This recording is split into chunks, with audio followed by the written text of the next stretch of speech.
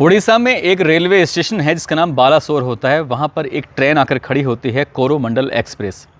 Coromandel express में बैठने के लिए एक महिला अपनी बेटी के साथ ट्रेन में चढ़ जाती है। उन्हें जाना था कटक। कटक में डॉक्टर के पास जाकर मेडिकल परीक्षण कराना था। ट्रेन जैसे ही इस स्टेशन से निकलती है, कुछ ही दूर चलने के बाद बहुत बड़ा हादसा होता है।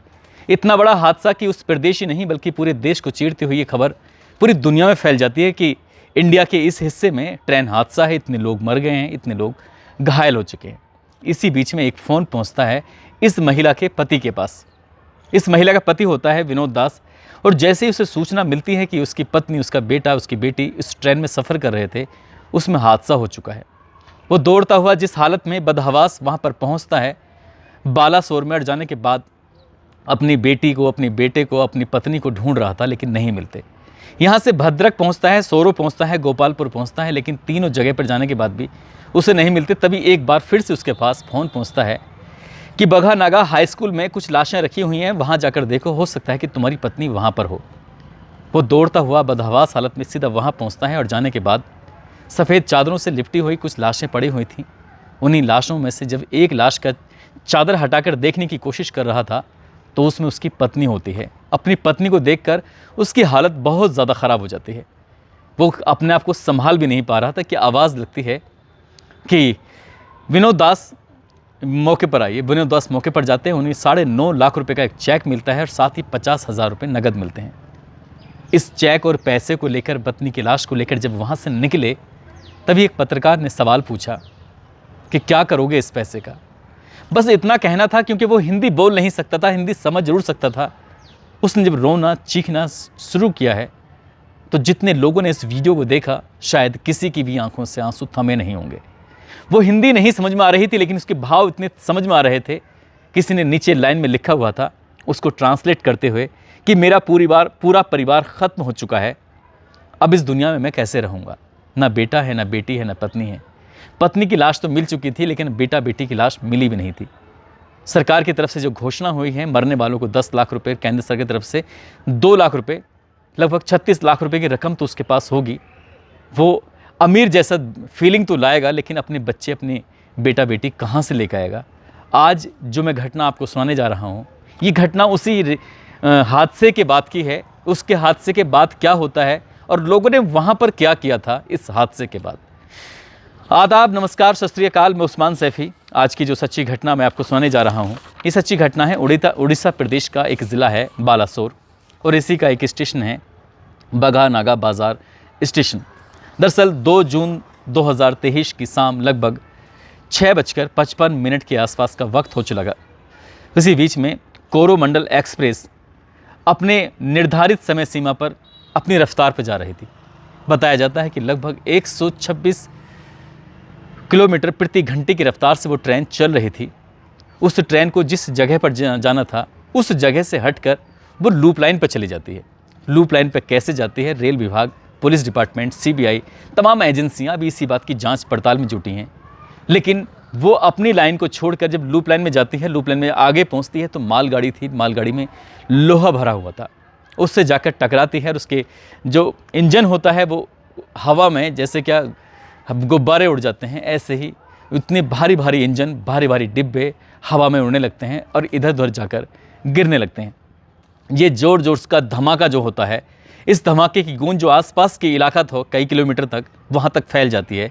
और इसी बीच में एक और ट्रेन आती है, और वो जो ट्रेन आती है बेंगलुरु हावड़ा एक्सप्रेस, लेकिन वो ट्रेन लगभग यहाँ से गुजर चुकी थी, लगभग जा चुकी थी। आखिर के 2 डिब्बे उसके बचे थे। वो ड्राइवर बिल्कुल भी नहीं जानता था कि यहाँ पर हादसा हो चुका है।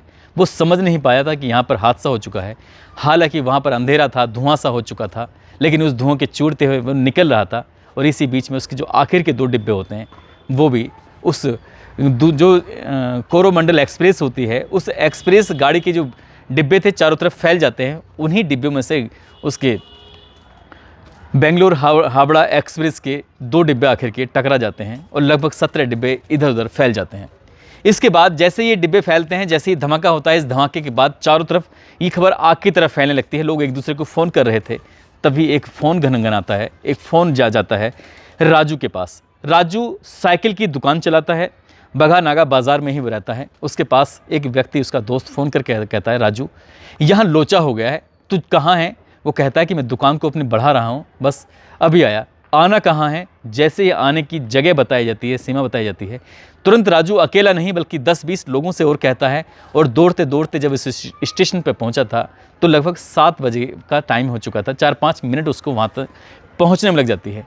अब तक उसके 40 साथी वहाँ पर पहुँच जाते हैं और 40 साथियों ने वहाँ पहुँचने के बाद ट्रेन के जो डिब्बे देखे, उन डिब्बों को देखकर उनकी हालत ख़राब हो जाती है। किसी का हाथ कटा हुआ है, किसी का पैर कटा हुआ है, कोई मरा हुआ है, कोई किसी हालत में है।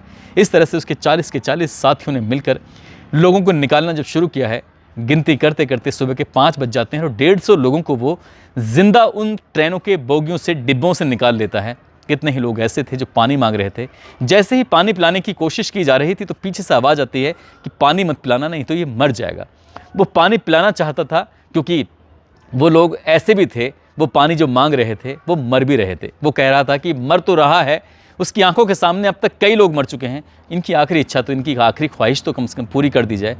राजू बार बार कोशिश कर रहा था पानी पिलाने की, उन्हें बचाने की। उसके साथियों ने 150 लोग पूरी रात में निकाले। कई बार पुलिस से उसका झगड़ा भी हो जाता है। पुलिस वाले उसे रोकने की कोशिश कर रहे थे लेकिन वो रुकने की कोशिश नहीं कर रहा था। उसकी कोशिश थी कि जितने से ज़्यादा लोगों को बचा सके उतने ज़्यादा से ज़्यादा लोगों को बचा ले। 150 बचाए थे। दिन निकलता है। एक पत्रकार ने जाकर जब उससे पूछना शुरू किया तो बस वो रोने लगता है, ज़ोर ज़ोर से रोने लगता है। कहता है कि मैंने इतने लोगों को बचाया, पानी नहीं पिला पाया, इसलिए मुझे हमेशा अफसोस रहेगा। उस दृश्य को याद करता हूँ तो दिमाग ऐसा लगता है कि फटने लगता है। शायद ये हादसा उसने कभी ना सुना था, ना कभी देखा था, ना कभी शायद कभी देख पाएगा। जो उसने अपनी आंखों के सामने मंजर देखा था वो बहुत ही भयानक होता है। लोग एक दूसरे के ऊपर कटे हुए हैं, पड़े हुए हैं। कोई निकलने की कोशिश कर रहा है लेकिन निकल नहीं पा रहा है। जिंदा है लेकिन उसके ऊपर इतना वजन है कि वो उठाने की कोशिश भी कर रहा था तो लेकिन उस वजन को उठा भी नहीं पा रहा था। रोते रोते, बिलखते बिलखते जिस सुबह के 5 बज जाते हैं, उसके बाद पुलिस की टीम, NDRF, SDRF, सेना, सभी लोग पहुंचते हैं और अगले दिन की शाम 4-5 बजे तक रेस्क्यू अभियान लगातार चलाते रहते हैं। और जितने भी आसपास के हॉस्पिटल होते हैं, जितनी भी जगह होती हैं, वहाँ तक लोग फैल जाते हैं। 200 मीटर की दूरी पर एक घर होता है सचिन का। सचिन भी इसी राजू की तरह आवाज़ सुनकर आया था।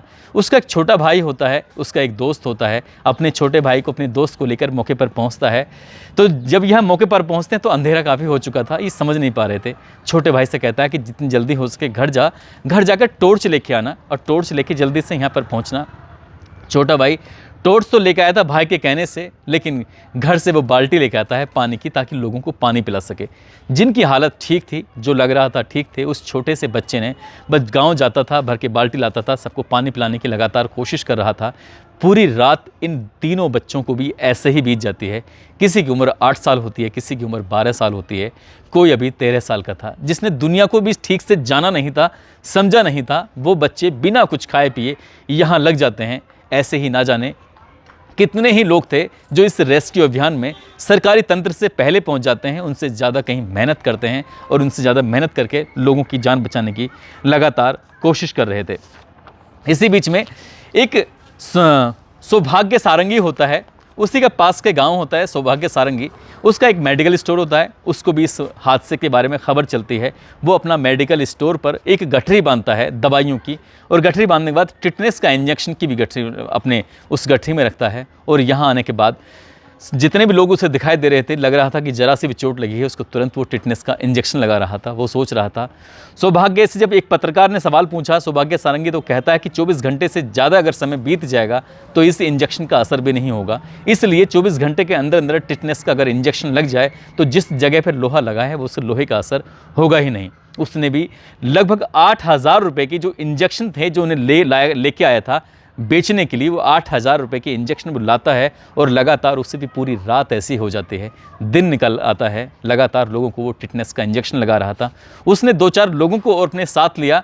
जो गठरी लेकर आया था, उस गठरी में बहुत सारी दवाइयाँ लेकर आया था, बहुत सारे मल्हम लेकर आया था। अपने साथियों से कहता है कि जो घायल है उस घायल को दवा भी दो, उसका इलाज भी होना चाहिए, उसको इंजेक्शन भी लगना चाहिए। वो भी अपना काम करने लगता है। लेकिन एक बुज़ुर्ग व्यक्ति जो उसका ठीक पड़ोसी होता है, सारंगी का सरकारी टीचर होता है, मास्टर होता है, लेकिन उसकी कैपेसिटी इतनी नहीं थी कि किसी व्यक्ति को उठाकर वहाँ से वो लेके जाए और उसका इलाज कराए या फिर उस रेस्क्यू अभियान में से उन्हें कुछ कर सके। लेकिन वो भी मास्टर वहाँ पहुँचता है मौके पर, और मौके पर जाने के बाद देखता है तो एक लगभग 50 बच्चों का दल था।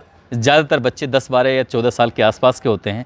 सारे बच्चों को वो लेकर उनसे कहता है कि अगर तुम्हें कोई दिक्कत ना हो, तुम्हें कोई एतराज़ ना हो, तो तुम मेरे घर पे चलो। 50 के 50 बच्चों को वो अपने घर पे लेके जाता है। छत पर उनके सोने का, उनके बैठने का इंतज़ाम करता है। अपनी पत्नी से कहता है सबके लिए खाना बना दो, हम वहाँ मदद नहीं कर सकते, लेकिन यहाँ खाना खिलाकर उन्हें उनका पेट तो भर सकते हैं, उनके साथ कुछ वक्त तो बिता सकते हैं। मास्टर जी ने भी अपनी पत्नी के साथ उन 50 मुसाफिर बच्चों के साथ जो व्यवहार किया, वो भी सोशल मीडिया पर वायरल हो जाता है। वो भी अपना आप में बहुत ज़्यादा अलग ही था। लेकिन इसी बीच में मालदा की सीमा चौधरी होती है। सीमा चौधरी उन लाशों के ढेर में से अपनी पत्नी को लगातार तलाशने की कोशिश कर रही थी, लेकिन उसे जब नहीं मिल रही थी तो उसकी जो भाषा थी वो हिंदी नहीं थी, कोई और भाषा में बात कर रही थी। इसी बीच में उसके घर से फ़ोन आ जाता है और एक पत्रकार का कैमरा था जो उस महिला, जिसका नाम होता है सीमा चौधरी, जो अपने पति दीपांकर मंडल को ढूंढ रही थी, उस महिला के चेहरे पर जब कैमरा लगाया जाता है तो वो अपनी भाषा में बात कर रही थी। लोगों ने उसका ट्रांसलेट करके बताया कि इसका पति है दीपांकर मंडल, मिल नहीं रहा है, और वो फ़ोन पर ज़ोर ज़ोर से रो रो कर अपने पति के को ढूंढने की कोशिश कर रही थी। कई घंटे बीत जाते हैं लेकिन उसका पति हाथ नहीं आता, मिलता नहीं। उसको ये मालूम ही नहीं था कि उसका पति जिंदा है या मर चुका है। इसी बीच में पश्चिम बंगाल का एक मोहम्मद बाबू होता है, इकलौता बेटा होता है, मजदूर तबके का लड़का था। ये भी निकला था घर से कुछ कमाने के लिए, और जब उसके बाप को ये पता चलता है तो पश्चिम बंगाल का ये बाबू मौके पर पहुंचता है और ढेरों से उन हॉस्पिटल में मौके पर मौजूद लोगों की भीड़ में से अपने उस इकलौते बेटे को तलाश कर रहा था। और उसके साथ गया था अशरफ। अशरफ को देखता है और अशरफ को देखते ही वो बिलखने लगता है, रोने लगता है। अशरफ से पूछता है कि तुमने मेरा बेटा देखा है? वो कहता है कि मैंने उसको नहीं देखा है। वो उस मोहम्मद बाबू का बेटा जिंदा है या मर चुका है ये नहीं पता, लेकिन वो अपने बेटे को लेकर ठीक वैसे ही परेशान था जैसे सीमा चौधरी चीख चीख कर रो रो कर अपने पति को ढूंढ रही थी, ठीक मोहम्मद बाबू अपने बेटे को ढूंढ रहा था। ऐसे चंद एग्जाम्पल हैं, ऐसे चंद उदाहरण हैं जो यहाँ पर देखने को मिले थे। लेकिन यहाँ पर लगभग लाशों के ढेर में जब संख्या पहुँच चुकी थी, 288 के आसपास पहुँच चुकी थी। 1100 लोग उसमें घायल होते हैं। 400 कुछ लोग ऐसे थे जो गंभीर घायल थे। किसी का उंगली कट चुकी है तो किसी का हाथ कट चुका है, किसी का पैर कट चुका है, किसी की आंख खराब हो चुकी है, किसी का शरीर का हिस्सा बिगड़ चुका है। जब तक शायद वो ज़िंदा रहेगा तब तक शायद वो उस दर्द से, उस परेशानी से ऊबता रहेगा, उसे देखता रहेगा। कई लोग ऐसे हैं जिसमें जिनके परिवार के लोग ख़त्म हो चुके हैं, पूरा परिवार पूरी तरह से उजड़ चुका है। गवर्नमेंट की तरफ से उन्हें पैसे मिल तो रहे थे, लेकिन पैसे से उनके घर ज़रूर थोड़ा बहुत दिन चल जाएगा, लेकिन जो उनके पास से गया है उस आदमी की कमी को वो कभी पूरा नहीं कर सकते। साथ ही इस बीच में लोग मदद कर रहे थे बचाने के लिए। इसी बीच में लोग एक दूसरे को जैसा जिसकी कैपेसिटी थी, चाहे वो सारंगी हो, चाहे वो बुज़ुर्ग एक शिक्षक हो, चाहे वो राजू हो, या फिर कोई सचिन नाम का लड़का हो, अपने अपने तरीके से वहाँ आसपास के जितने भी लोग थे मदद कर रहे थे। लेकिन इसी भीड़ में एक भीड़ ऐसी भी थी जो वीडियो बना रही थी लोगों को देखने के लिए कि कौन कैसे मर रहा है, किसके हाथ पैर कटे हुए हैं, क्या क्या हो रहा है, और वो वीडियो बनाकर सोशल मीडिया पर वो अपलोड कर रहे थे दिखाने के लिए कि हम इस घटना स्थल पर हैं, यहाँ हमने अपनी आंखों से देखा है, तुम भी देखो। ऐसी भयावह तस्वीरें जब सोशल मीडिया पर वायरल होती हैं तो किसी का भी कलेजा फटने को तैयार हो जाता है। इस बीच में कुछ ऐसे भी लोग होते हैं जो इन गरीब मजदूरों के, अच्छे भले लोगों के कपड़े थे, उनके सामान थे, उनके पैसे थे, उनके पर्स थे, मौका मिलते ही उन्हें अपनी जेब में रख रहे थे। वहाँ से वो रफू चक्कर हो रहे थे। जो रेस्क्यू अभियान में जो लोग मदद कर रहे थे, सामाजिक कार्यकर्ता थे, भले ही चाहे उन्होंने कभी वो सामाजिक कार्यकर्ता थे या नहीं थे, लेकिन मौके की सिचुएशन को देखने के बाद कुछ ऐसे भी थे जिन्होंने अपनी आंखों से देखा कि कोई चोरी कर रहा है, कोई सामान लेके जा रहा है, कोई किसी का मोबाइल उठाकर भाग रहा है। ऐसे भी लोग थे। तो दुनिया में भांति भांति के लोग हैं। यदि कहते हैं कि जाके पैर ना फटी बिवाई, वो क्या जाने पीर पर आई। जिनका गया है, जिनके साथ हुआ है, वो ही इस दर्द को ज़्यादा से महसूस कर सकते हैं। लेकिन सरकार की जिम्मेदारी बनती है कि इस दर्द को हमेशा के लिए उन्हें भुलाने की कोशिश की जाए, उनकी मदद की जाए, ऐसे भी काम किए जाएँ। साथ ही इस हादसे के पीछे जो भी असली आरोपी है या नहीं है, कहा ये जाता है कि रेल मंत्री ने ये बिल्कुल ऐसी जानकारी जुटाई है कि इसमें ये पता किया है कि हादसा ये अपना आप नहीं हुआ है, बल्कि किसी का कराया हुआ है। वो कराया हुआ है नहीं है, ये सीबीआई जांच के बाद क्लियर हो ही जाएगा। लेकिन जो भी हुआ है बहुत गलत हुआ है। दोस्तों, इस पूरे घटनाक्रम को सुनाने का उद्देश्य किसी को परेशान करना नहीं है, किसी का दिल दुखाना नहीं है, बल्कि आपको जागरूक करना है, आपको सचेत करना है। आप जहाँ भी रहें अपना ख्याल रखें, सुरक्षित रहें। जय हिंद, जय भारत।